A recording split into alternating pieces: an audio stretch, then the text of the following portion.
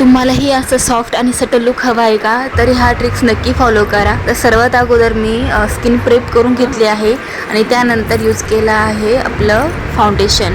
तर फाउंडेशन पूर्ण स्किनला अप्लाय करून घेतलं आहे आणि छानपैकी आपण ब्लेंड करून घेतलं आहे. हलके हलके हाताने टॅप टॅप करत ब्लेंड करायचं आहे. आणि त्यानंतर घेतलं आहे कन्सिलर. तर कन्सिलर नाकावर, डोळ्यांच्या खाली असं आपल्याला हवं तिथे मी जिथे यूज केलं आहे तिथे आपण यूज करू शकतो.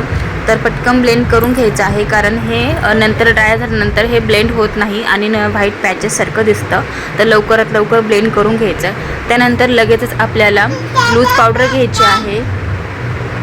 लूज पावडर घ्यायची आहे आणि लूज पावडर आपल्याला पूर्ण फेसवरती अप्लाय करायचं आहे.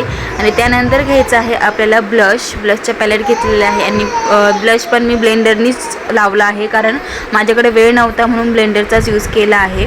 तर ते छानपैकी आपण ब्लेंडरनीच यूज केला आणि खूप छान अप्लाय झालं होतं ब्लेंडरने सुद्धा. तर यानंतर रिकोडचा मी ग्रिप स्प्रे यूज केला आहे, जो एकदम फ्लॉलेस लुक देतो आणि लॉंग लास्टिंग राहतो मेकअप.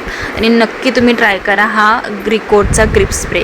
तर यानंतर आय मेकअप राहिला होता, तर आय मेकअप करून घेऊया.